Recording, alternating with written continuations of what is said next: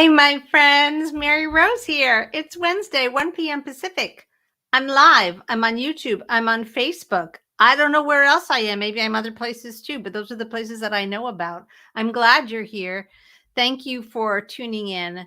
This is something I do every week, and I'm going to be here next week as well. And I'm excited to spend this time with you talking about story structure, writing craft, and the mindset of the working writer.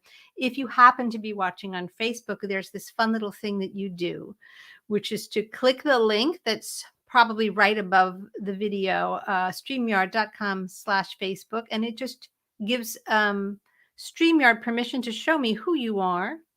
And so when you leave a comment, as Sarah just has, hello, Sarah, great to have you here. I can see your name, and I would love that because this is live. And so you have an opportunity to participate, to ask questions, to share your own thoughts about today's topic, which is going to start with a little bit about Christmas shopping and how to approach it, and quickly pivot into something writing related, which is the topic of compression, not cutting, compression. I'm excited to try to untangle this today. It's a little bit thorny, maybe a little complicated, but it's so vital. It's so important that we as writers know how to compress what we've written when we're revising. Let me I'm opening up the comments, seeing who's here. I want to remind you of one thing. Hey, Hillary's here, waving hello. It's so great to see you here, Hillary. I was showing a banner before I came on live. I want you, if you are someone who's not already one of my students, and even if you're on my mailing list, if you've never taken this little survey, I want to invite you to do so. This is a super quick 3-question survey. You can go to www.pathofthestoryteller.com/survey. And what it's going to do is it's going to ask you a couple of pointed questions about your writing. And it's going to come to me, and I'm going to read it, and I'm going to reply to it. So you and I will begin a little conversation, and I'm going to get to know what you think of your own writing practice, where you're excited about it and where you feel that you may need some support and mentorship. And so when I say let's get acquainted, I really mean it. This is one of the things that I can do to be a better mentor to you. And if you're here watching it, I'm your mentor. You came here. You showed up for it. That's amazing. That's a very powerful statement that you've made in terms of wanting to improve your own writing practice. You're seeking out guidance and mentorship, and it says something about where you're at in your own writing practice. You're ready to level up, and that excites me because that's what I'm here to help you do. All right. So, there's a link. If you're watching on YouTube, there's actually a clickable link below the video as well. If you've forgotten what I just typed, you can just click the link and you'll take that survey and we can start a conversation between us. Now, let's talk about today's topic, which has to do with compression. I was thinking about this because I did a little holiday shopping, like many of us have to do this time of year. And I was overcome with that impulse that I know in myself. And I didn't go overboard, but I had that feeling of I got things and then I wanted to get more things because there was a part of me, a kind of a foolish part of me, that felt like, oh, if giving somebody a gift is good, then giving them 2 gifts is better, and giving them 3 gifts is even better. And I just started to, see things that, oh, they would like this and that, and maybe I should get one of these. And what if I got one for all the kids? It just one of those feverish things that happens when you're in the shopping mode. And there's a false, it's not a bad impulse as long as you don't, succumb to it. But there's a false belief buried in it, which is, that more is better, and that the more we give, the more we push from ourselves into other people, that the more joy we're creating, that the more we give them, the better it is for them. And yet the truth is, I think most of you would agree with me, that one well-chosen gift, one beautifully chosen, nice gift that is from the heart is going to be more than enough to express our generosity to this person in our life, and will probably be better received than a basket full of cheap tchotchkes, as we say in New York. Hang on one second. I'm going to deal with a little nonsense in the comments. Oh, the internet. Little spam bots come sometimes when you're going live. So if you don't know what a tchotchke is, you know what I mean. Just junk, cheap junk, right? Oh, and yet, especially if you have small children, I think this can be a really kind of a tempting fever. Like, oh, I just want stocking stuffers. I've got to put stuff here, and I just got to stuff the stockings. Like I can't stop putting stuff in until they're stuffed, and we end up with a lot of junk. We end up wasting money and time on junk, and nobody really wants junk. It's not quantity in the end, is it? It's quality. And so when we're trying to create an exchange, we're trying to give something to someone else. If we give them the one right thing, we've had all the impact we need to have. They don't need also a barrel full of tchotchkes. Now, let's pivot to writing. Let's think of our readers. If we can have this kind of clarity and discipline about our holiday shopping, surely we can have the same kind of clarity and discipline about what we give our readers. Can we give them, instead of a book that is filled with a lot of excess tchotchkes, can we give them the perfect, curated, handmade, well-chosen gift that expresses what we want to express, and that's it? Well, I think we can, and I think that they would appreciate that and get a lot more out of it than just shoving everything in the kitchen sink in front of them and saying, "Here, I got you a million things. None of them are great, but look how much of it there is." Our reader does not want that experience, okay? So that puts a little responsibility on us, doesn't it? To really know what is of value to give the reader and what is not. And so that's what I want to talk about today. And one of the things that we can give our readers is prose that has been revised and compressed. And when I say compressed, I'm not using the word cut. I'm using the word compressed because one of the big takeaways that I want to share today, and then I hope that anyone who watches this will walk away with some fresh understanding about, is the difference between cutting and compression. I really want you to know the difference between those two things. So let me say hi to Vanessa. Hey, Vanessa, I'm glad you're here. We have a Facebook user here is just coming in on an anonymous way, but whoever said hi, everyone, I'm glad you're here. And so let's talk a little bit about the difference between cutting and compression. When writers sit down to revise their manuscripts, they know that cutting is one of the things they're supposed to do, and they just think, well, I just need to take out chunks, right? And that's cutting. But if you take out chunks, everything else is operating at the same level of density, right?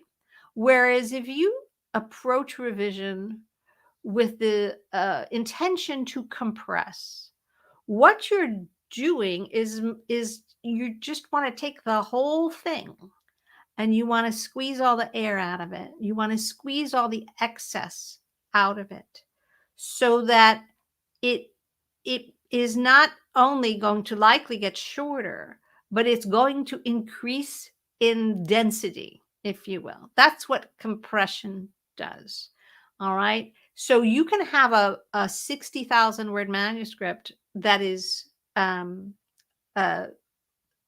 in weight, let's say, using the metaphor, and you can have a 60,000 word manuscript that is substantial. One of them is filled with air and one of them has been compressed. It's dense, right? So that's what I want to talk about a little bit. And It's not just word count, is it? You can't say, oh, I have a manuscript that's 60,000 words. That's the right length. So therefore I don't have to worry about cutting. If it's 60,000 words of air, it needs to be compressed. So, and why is that? Why is compression good? Well, let's pivot a little bit to astronomy, just for another useful image that I hope you'll find memorable. When we look in the universe and there are objects that are incredibly dense, one of the qualities that they have is an increased gravitational pull, right? So when you talk about black holes or neutron stars, or you're talking about celestial objects that have sort of collapsed in on themselves, they're unimaginably dense. And the denser they are, the more gravitational pull they exert. And so that's an image that I think is memorable for us as writers, because isn't that what we want to do? We want to exert gravitational pull on our readers. We want to create an experience that has sufficient density that it draws the reader in irresistibly. And this is achieved not by cutting, but by compressing. So next time you sit down to revise, I want you to imagine, like, I'm going to take my manuscript and I'm going to turn it into a neutron star. It's going to be so dense. It's not going to have any extra bits, and it's going to increase the gravitational pull on my readers. That is a worthy goal for revision. So we're going to talk today a little bit about how to do it. But first, we have to be clear about when to do it. When do we concern ourselves with compression? While we're drafting? No. We concern ourselves with compression when we are revising. Drafting and revising are two completely different processes. They require two different moods from the writer. You're wearing two different hats, however you want to picture it for yourself. But you must know when you sit down to work what it is you're there to do. When you are drafting, you are diffuse in your work. The work that you create is diffuse, right? That's the opposite of dense. And it should be diffuse. It should be expansive. It should be exploratory and abundant. Why? Because that's what drafting is. You are creating material. You are exploring. You're searching for it. You're searching for the next thing. You're in a creative mode. You're trying to add to the store of what you've already written. You want to accumulate more. So how do you want to accumulate more words? You want to accumulate more story. You want to accumulate more insight into the world of your story. Everything about the project is growing. It's growing. So you can't accumulate and compress at the same time. So the two forces, or the physics of this, would indicate that you don't want to be working against yourself. You don't want to be trying to expand and contract at the same time. So it's super important to be clear about this. When we are drafting, we are in an expansive mode. And what we create when we're in an expansive mode is very likely to be quite diffuse. It's going to take up a lot of space. It's not concerned with compression. This is desirable. This is good. Now, does it mean that when we're drafting that we have no guardrails whatsoever? Every writer's process is different. I can speak to you from my own experience as a writer and from my experience working with my students over the years. I believe that having a sound grasp of story structure will give you the kind of guardrails that you need to work extremely productively, freely, expansively, without simply wandering into the woods and getting lost. If you are creating work that is intended to be a story, and you know in your bones, you've internalized that this is what a story is. I have a sense of what kind of stuff I want to create. Your drafting process is going to be productive, and it's going to create work that is diffuse, but it's going to create work that is useful to you. It's not going to be wasted energy. All right. So that's what drafting is like. Um, the other thing that happens during drafting, of course, is that we want to feel like we're making progress. We want to add to our to-do list. Today I wrote 500 words. Today I wrote 1,000 words. Writers get very concerned about these types of things, and writers are encouraged to be concerned. We recently finished NaNoWriMo, which offers a kind of a word count goal. Listen, it's great. Anything that gets people excited and with an elevated sense of intention and engagement with their writing, they can commit for a month, right? Sometimes it's hard to say, I'm a writer and I'm going for the rest of my life, I'm going to make this a priority. Overwhelm hits really quickly, right? But you might find it more comfortable to say, well, for the month of November, I'm going to make it a priority. Fine. And then you're counting words and you're basically just trying to tick off the box if I did it. I created something. There's no quality metric. I'm not really that concerned about what it is. I just did it. That's fine. But if you make that a lifestyle that you're only ever concerned with quantity, you do run the risk of creating such an enormous warehouse full of tchotchkes that you're going to future you, let's put it that way, future you who sits down to revise is going to say, couldn't you have had some guardrails? Couldn't you have just tried to think a bit about story structure before creating this enormous warehouse full of stuff that I now have to sort through? So drafting is very free, but it's okay for it to have some guardrails. All right. But revision. Oh, revision is very, very different. All right. Revision is a very different thing. When we revise, we are applying our craft meticulously, and we're applying it at all different levels of focal length. We're applying it to the work as a whole. We're applying it to each act, first act, second act, third act. We're applying it to the sequences of story development that happens within those acts. We're applying it chapter by chapter. We're applying it section by section, scene by scene, paragraph by paragraph, sentence by sentence. And guess what? We're applying it word by word. And so we have to be very aware that the time has come to take a different approach to the work. Success when we're revising is not measured in how much we can add to the storehouse of words that we're counting or tchotchkes in the warehouse. Success is measured by how effective we are in increasing the impact of the work as it will be received by the reader. Notice I didn't mention the reader once when I was talking about drafting.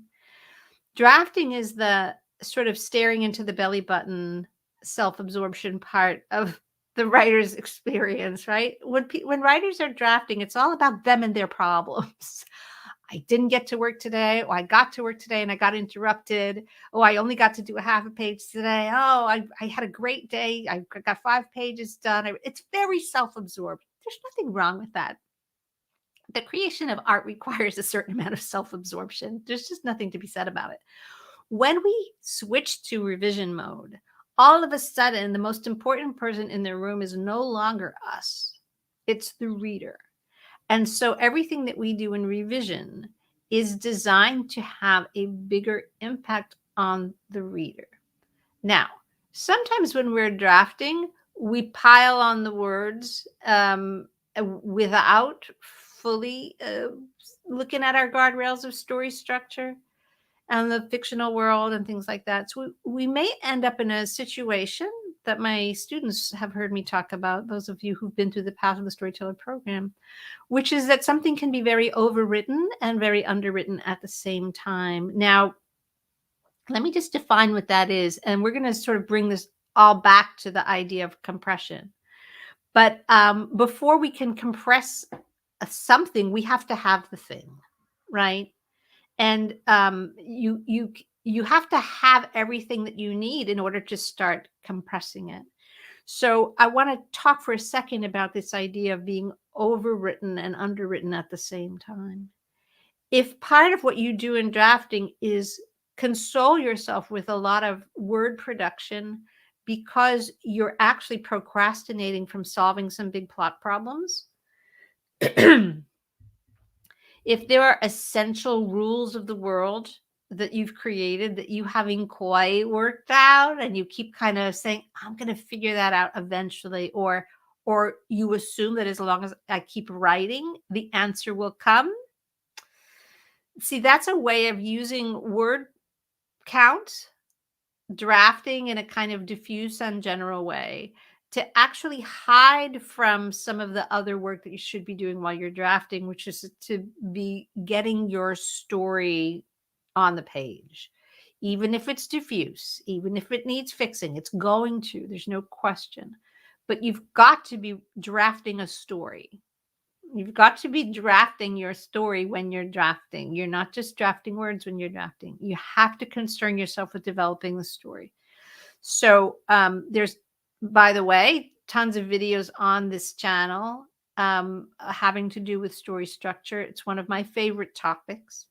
And if that's something that raises questions, what I just said, that you have to be drafting story, go check out some of the story structure videos. They might help explain the background of what I'm saying now. So let's hope that your draft has got some story energy coursing through it, even if which it no doubt will. It's going to need revision. But let's hope that this story was not skipped and what you don't have is truly just a pile of tchotchkes there. Now it's time for revision. We're concerning ourselves with the impact on the reader. So what I said earlier about gravitational pull, see, this is what I'm talking about. Now we have to look at what we have and we have to say, okay, how do I increase the gravitational pull, the energy that draws the reader in?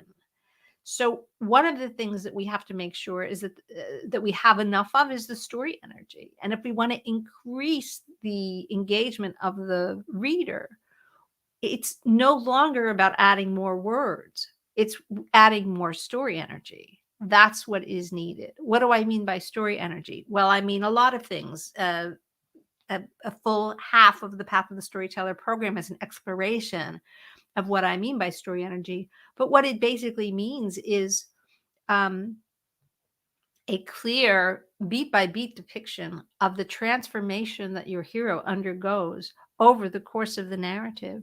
What are the stakes of this transformation? What happens? What negative consequences happen if your hero fails to complete this journey of transformation, which is both an internal and external journey? What ramifications are there for them as a person? What ramifications might there be for the larger world? Those are the stakes of your story. What is the means by which this transformation is going to happen? What is the mission, the goal, the thing your hero sets out to do that's going to occupy them for the bulk of your book? That's the mission. That sort of defines everything that happens in the second act and kind of opens the trapdoor for what happens in the third act.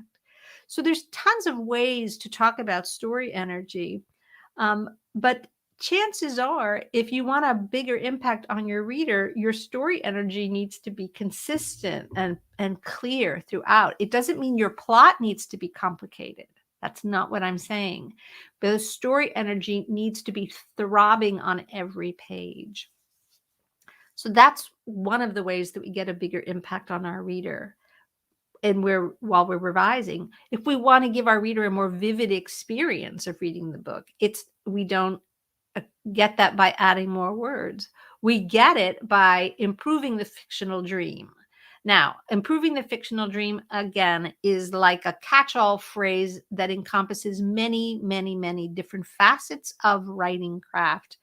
The second half of the Path of the Storyteller program, after we go through story structure, with a very fine-tooth comb is all about how we establish and sustain the fictional dream in the mind of the reader. That fictional dream is literally your reader's experience of the book. Your book is words on a page until your reader picks it up and their brain looks at the words and starts to create a lived experience in their own imaginations of what they're reading. That's where your book lives, in the reader's brain, ultimately. Okay. So this is why revision is fundamentally about your reader. So more story energy, improve the fictional dream. These are not things we do by simply adding more words. We don't increase the gravitational pull by making our book more diffuse. We increase it by compression. All right. So how do we go about doing it? How do we go about compressing our prose? Well, cutting is not the answer. I know it sounds confusing, like I'm contradicting myself. I'm saying compression is good, but cutting's not the answer. Cutting can happen, and I've seen this happen, right? So writers who are less than fully trained, who are still developing their craft, who may not have had good training or good mentorship, will say, oh, my book feels too long or is too long.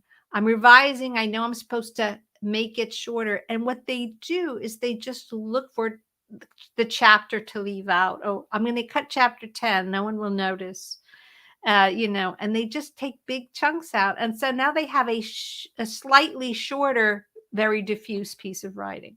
They have compressed nothing. All right. Speaking of compression and something that has the density of a neutron star, we have a celebrity guest. This is my cat, Ralph. He's really quite a beefy boy. So I'm glad that he's come to visit. The weight of him in my lap is going to help me focus on this idea of gravitational pull and density.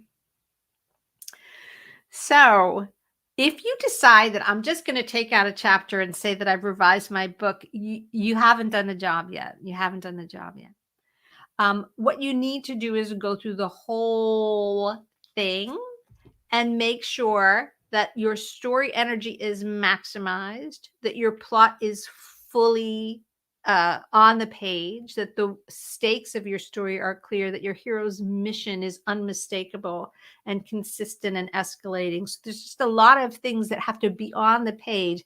And once those things are on the page, now you get to suck out all the air. All right. And that's where compression comes in. So one of the first tips of compression is to go through the prose and to get rid of repetition of meaning.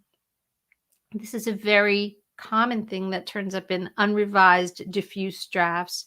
While we're drafting, we say something and then we say it again, and then we develop the idea a little bit more. We try to say it a different way.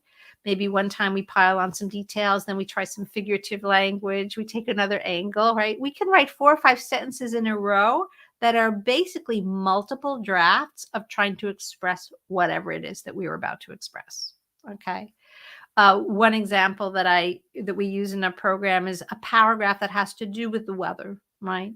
You can say that the rain is coming down in sheets. You can say that the character popped open her umbrella. You can talk about the clouds. You could talk about the wet shoes. Like, there's just so many ways that you can express what a gloomy, wet, rainy day it might be. But the truth of the matter is, unless there's some essential quality to all of these different details, what you've done is you've just written an exploratory paragraph about what would be a fun way to set the scene. This character is standing in the rain. How does that affect my storytelling? Well, if the rain is going to prevent your character or be an obstacle for your character on the way to doing something that is part of the mission, it's absolutely a great, what we would call a threshold guardian energy, right? Talk about story energy. That would be one way to increase story energies. Make sure that there's some kind of obstacle in the way of your hero as they do things, actively do things in pursuit of their mission. So the rain can have story energy as long as it's preventing your hero from doing the thing that they're set out to do. Once you've established the rain, and once you've established what relevance it has to the story, you're good. You can move on. You don't need 4 sentences. Each of the 4 sentences may be delightful. They may be wonderful. Each one may be delicious, but you don't need 4. You only need 1. Now, this is an invitation from me to you to flip the way you might think about revision, because some writers approach revision innocently, well-intendedly, but with with the wrong approach, by rereading what they've done and looking for stuff that sounds wrong. Looking for things that stick out, looking for stuff that seems like, oh, that's not great. Maybe I should take that out. The truth is that when you revise, you have to make each sentence earn its keep. You approach it from the other direction. You say, is this necessary? If the answer is yes, then you keep it. But if you don't say yes, then it goes. So reverse the terms of what it means to earn your place on the page, and you're going to have a profound difference. You may write 5 exquisitely beautiful sentences about the weather, but the truth is you only need 1, and that 1 has to have relevance to the story. So when I say get rid of repetition of meaning, I'm saying a lot, right? I'm saying that you might have to take out sentences that are perfectly delightful. You may find that out of the 4 sentences you wrote in your draft, that there are elements of a couple of them that work well together, or that out of the 4, you can cobble together one really great sentence. That's a great process in revision. I love when that happens. You realize that it was like a sketchbook, right? You did all these different sketches, and now you get to choose the elements that really, really serve your purpose. But the key note here is being intentional. It's serving your purpose because guess what? You have a purpose. You know what that purpose is. What's your purpose? To give your reader a fantastic experience. That is your only purpose in revision. Not to say, oh, but look at all these great sentences I wrote. Not to say, it all sounds good to me, so I guess I'm done. Right? No. It's to give your reader a superb experience. That's what you're doing in revision. So the first thing we do is we get rid of repetition of meaning. Now, there's a kind of corollary built into that. You're all very smart, so I bet you can guess what it is. If you get rid of repetition of meaning, then of necessity, what's left is going to move forward in each sentence. There will be something new in each sentence. If the sentences are not simply repeating what we've already heard, then you have to ask yourself, oh, okay, so there's got to be something new in this sentence. Something new is happening. Some new detail is revealed. Some new action is taken. So ask yourself, as you go through and remove repetition of meaning, check yourself. Use this as a way to keep yourself honest. Can you notice what's been added in each sentence as you progress? What's new in each sentence? Why is this so important? Your reader's brain is very clever, and it's very agile and adept at making this fictional dream, but it's also very easily distracted. And as it should be, it's a phenomenal organ, and it's designed to tune into all kinds of stimuli. And we've actually asked quite a lot of our reader when we say to them, you know what, your whole actual life, your whole physical environment, all of your troubles and concerns, could you just put those aside for a little while and focus wholeheartedly on this fictional story about these fake people that I made up? I would like to commandeer your brain for the duration of your reading experience. That's what we're asking our readers to do. It's amazing, right? But that's the level of gravitational pull that we want to exert. So we have to keep them engaged. if we let it go slack, if we let it get repetitive, if we fail to keep offering new things to engage the readers, it's very easy for them to say, all right, I spent enough time with letting you drive my car. Basically, I let you drive the car the keys to my consciousness. I handed them over. Now I'd like them back because I've lost interest and I'm going to go do something else. We're trying to prevent that. So it's important to make sure that each sentence gives the reader like a new cookie. Just keep it going. Keep the value rolling out. You're trying to move at the speed of thought, right? Because that's how fast a brain moves. All right. Getting rid of repetition and its corollary, something new's happening in every sentence. The next one is an homage, a wonderful an opportunity to give credit where credit is due. I'm going to go back to a book that I hope most of you are familiar with, which is The Elements of Style by Strunk and White. Anybody who knows me or my work or my teaching knows I'm a big fan of E.B. White. Charlotte's Web is an absolute little masterpiece of middle grade fiction. It's a timeless classic and is so exquisitely written in ways that we cannot possibly appreciate until we're older. But in the guide, The Elements of Style, that he co-created, the phrase omit needless words is one of the things that most of us who read that book remember. Omit needless words. This is a 3 words that pack a punch. Notice the amount of compression. Notice the density, the gravitational pull of that one sentence. Omit needless words. So once again, it's not take away the words that don't thrill you. It's not just that they're a little substandard, a little bland, like okay, but not great. They're either necessary or they're needless, right? This is the level of discernment that we invite you to look at your prose. Now, you can't do this if you are skimming. You can't do this if you're saying, oh, I'm going to revise a chapter. I've got 20 minutes. The only way that you can omit needless words is if you slow down and revise your pages word by word. Each word has to stand up to the test. Is it needless or necessary? If it's necessary, you keep it. Now, what makes a word necessary? If the sentence falls apart, if the meaning falls apart without it, then it's necessary. But you would be very surprised at how many sentences we write that have 12 words in them that we could easily turn into 8-word sentences. And we can do this in a variety of ways. We can do it often by simply writing a more direct and active sentence, right? We can take out more elaborate passive constructions and we can just write some simple, subject, verb, object sentences. It's old school, but man, it's so refreshing to the reader. They're not wondering what this sentence is going to mean by the time they get to the end of it. They know right away, this person's doing that, and that's the outcome.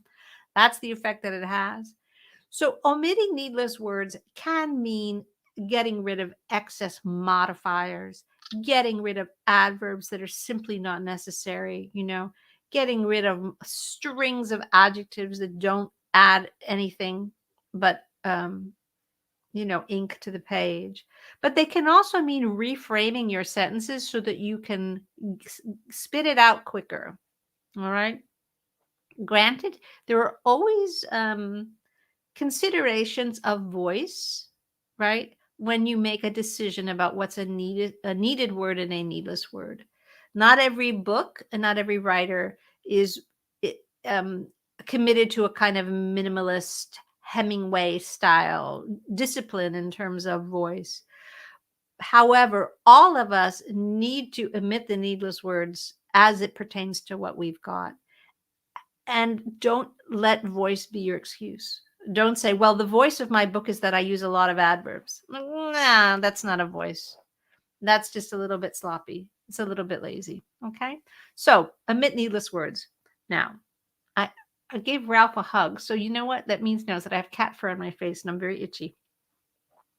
And this is what comes from loving up our cats. So we're getting rid of repetition of meaning. We're omitting needless words. The next thing I want you to do is to remove the scaffolding. Now, what do I mean by that? I'm sure you've seen this, right? That there's something's being built, constructed, repaired. And so there's scaffolding put up to kind of hold it in place until it's done. But when the work is done, what happens to the scaffolding? Do we leave it there as a kind of memento of how hard we worked? No, we don't. We take it down so that the beautiful finished, whatever it is, mural or, repainted porch or whatever it is, we want it to be seen. We want it to be visible. We don't want people to have to peer around the scaffolding to admire our handiwork.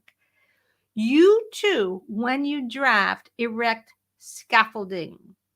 You do. What does it look like? I'll tell you what it looks like. A lot of the times you include a sentence or two that tells us what's about to happen. You might say, Susan was so upset by his remark that she decided to give him a piece of her mind. Reginald, I'm giving you a piece of my mind, she said, right? What you've just done is you've used that sentence. Susan was so upset by what he just said that she decided to give him a piece of her mind to remind you what this scene is about. It's like you wrote yourself a note on a Post-it note, right? It's like you wrote a little yellow sticky note to yourself. That's what's going to happen. And here's why. She's so upset by what she just said. Now she's going to give him a piece of her mind. Okay. That's almost like the mini outline, the little treatment, right? The reminder to you, from you to you, of what needs to happen next. It's the scaffolding that you erected in order to then construct the scene. Now, you've drafted that scene and now it's time to revise it, and you've worked out the scene and you've tightened up the dialogue tags and you've incorporated physical behavior and you're telling story and you've got all kinds of groovy stuff going on now. It's going to take many passes of revision to get it to that level of working. But you know what you forgot to do?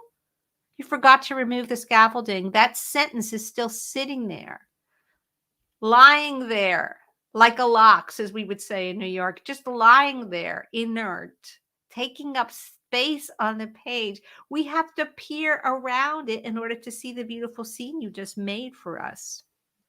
Guess what? You can now remove that scaffolding and everything will be better. Now, I've brought your attention to this, right? I'm making you aware of this habit that writers have of erecting the scaffolding in their drafts and then leaving it in when they revise.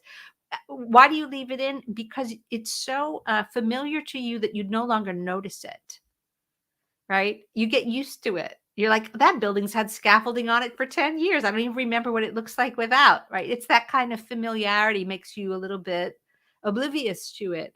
But I'm here to tell you, now that you're aware of it, I want you to notice how often you do this. We all do this. We all do this. It's a perfectly wonderful thing to do while you're drafting. In revision, we take out the scaffolding, okay? So you're going to not tell us what you're about to show us is another way that I would phrase this. You take out that little, and here's what's about to happen gesture, okay? By the same token, you may, in your scaffolding, repeat information on the page that's sort of backstory that's pertinent to this scene.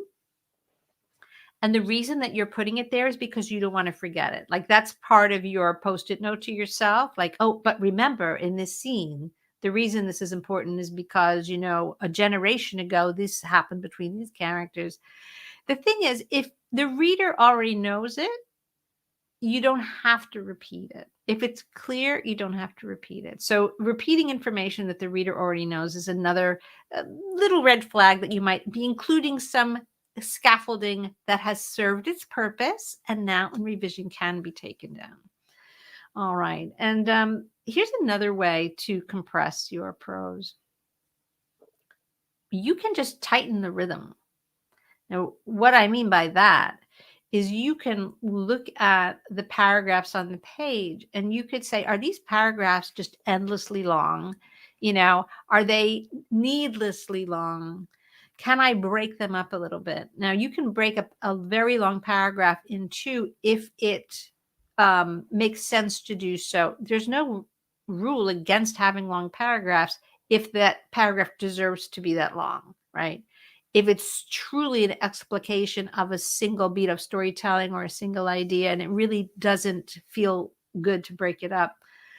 But often that's not the case. Often we have just been writing in a white heat in our diffuse drafting process, and we just didn't take the time to say, that beat's done, moving on to a new beat, moving on to a new beat.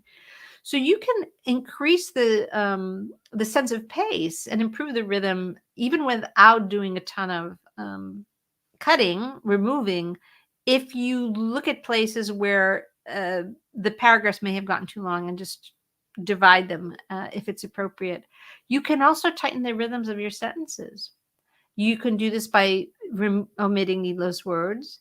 You can do this by replacing complicated sentences that have a lot of clauses with a series of more direct, shorter sentences. Again, chances are you're going to end up compressing a little bit, but the experience of compression for the reader will be real. And that's what matters. That's the only metric that matters, is the reader's experience. It will feel more dense to them if the sentences deliver punch after punch after punch, right? As opposed to being something that's sort of complicated and needlessly convoluted, all right? You can even tighten the rhythms on a word by word level. And one of the ways that you can do that is by replacing longer words with shorter words. Now, let me just say that, again, anybody who knows me knows that I'm a huge fan of writing with a rich and expansive vocabulary. It's true when writing for kids. It's true when writing for grown-ups. So this is not an encouragement to dumb down the vocabulary, right? It's what it is a reminder that when your reader is reading, that there is a little voice in their head that's actually reading the book to them. This is something that we all experience, that reading has a kind of auditory quality to it. And so you don't want to fill that little voice with tongue twisters and laborious sentences that all have just tons and tons and tons and tons of words of a certain length, and the sentences are kind of over cluttered with 3-syllable words. You can break up the rhythm. You can replace a 3-syllable word with a 2-syllable word, or my favorite, see how many like perfect 1-syllable words you can pop in there. It's really great. It's like it's like a drum beat. It has a wonderful rhythmic and auditory quality, and it's a great way to compress. So if you did all of these things, if you applied all of these techniques to, let's say, a paragraph or a page, right? Imagine how much density you're going to achieve. You're going to break up the long paragraphs. You're going to omit the needless words. You're going to get rid of the scaffolding. You're going to remove repetition of meaning. There's going to be some new cookie of information or forward motion in the storytelling in every sentence.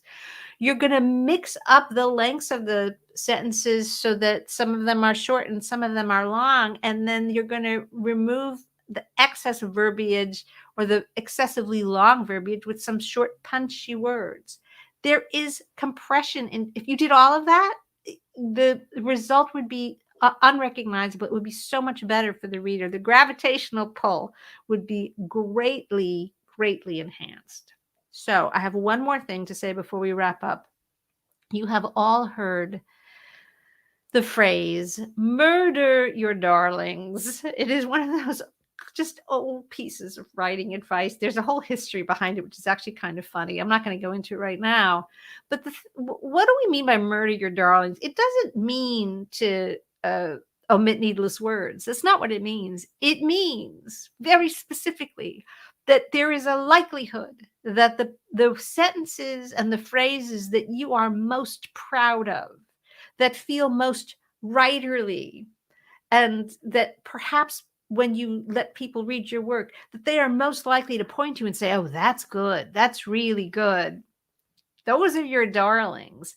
And a lot of times, those are the very things that need to go. Why? Because they're not necessary, and they draw attention to themselves. They actually draw attention away from your story you're telling. They interrupt the reader's fictional dream.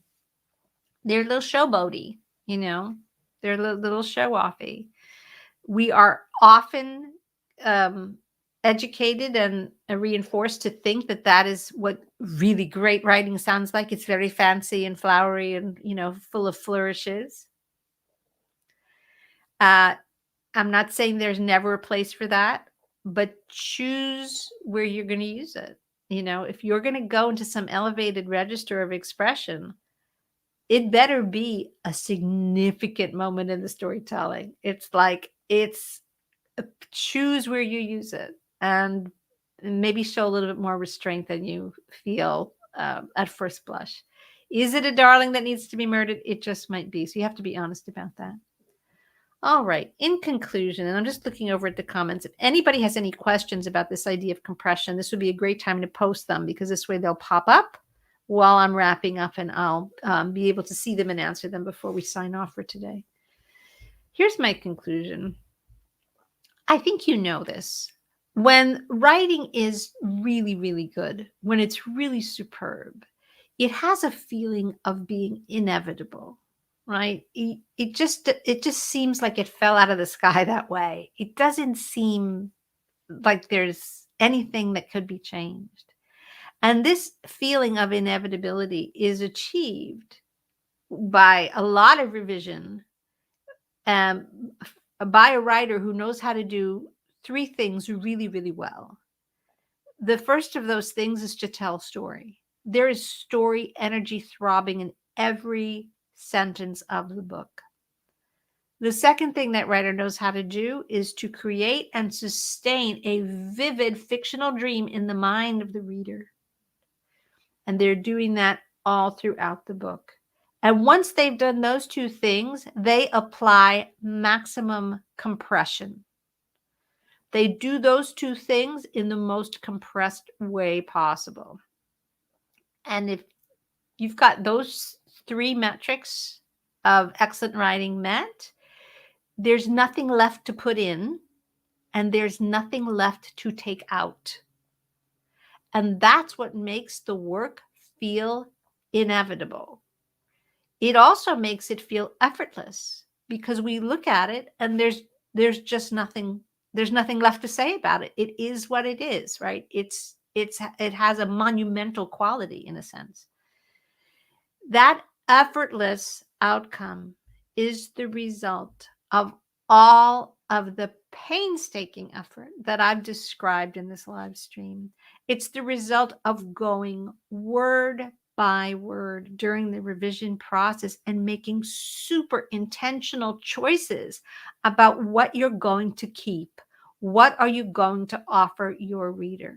All right. That's where that effortless quality comes from. It comes from a ton of work.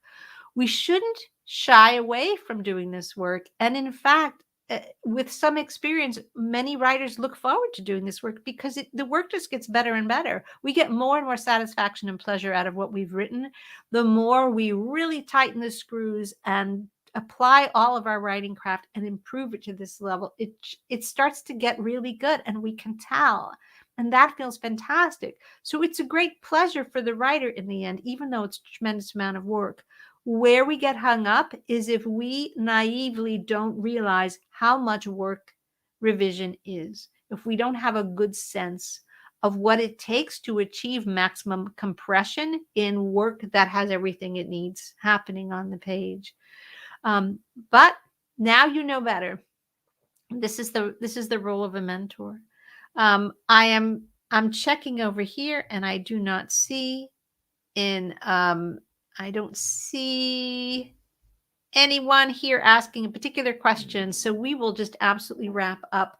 But before I do, I want to just remind you that the Path of the Storyteller program is going to start up with a new cohort of students in January. And one of the reasons that I'm really looking forward to getting to know some of you regulars better is to find out if this might be a good fit for you. If you really care deeply about leveling up your writing craft, spending a whole semester. It's a 16-week program.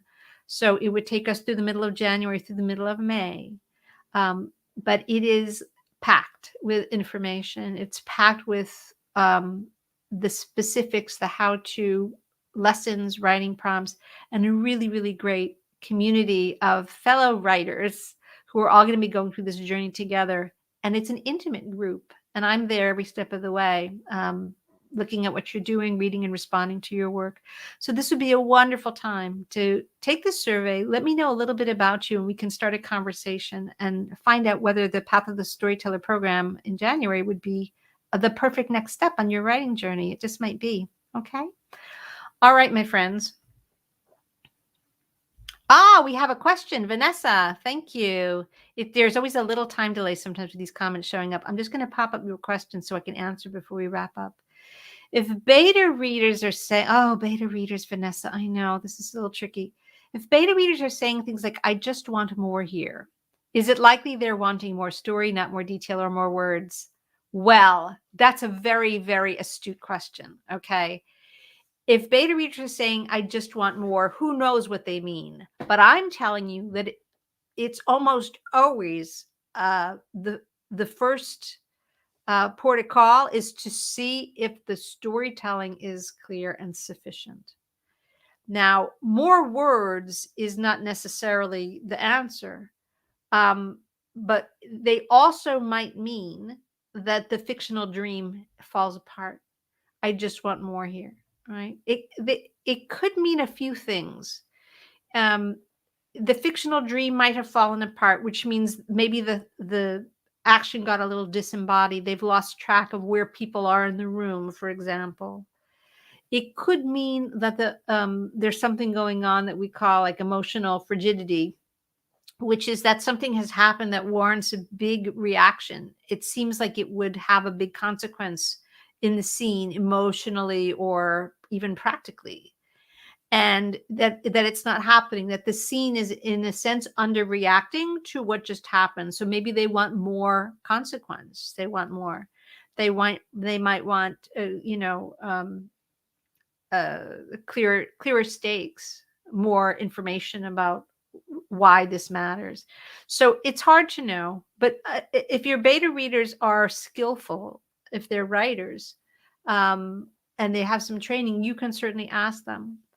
But the answer is never to put more tchotchkes in this stocking, if you'll forgive me going back to my original image. That's never the answer. What that's doing is it's just kind of muffling the problem.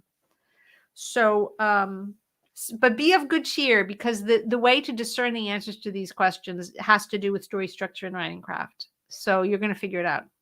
You're going to figure it out. I hope that's helpful, Vanessa. Very good.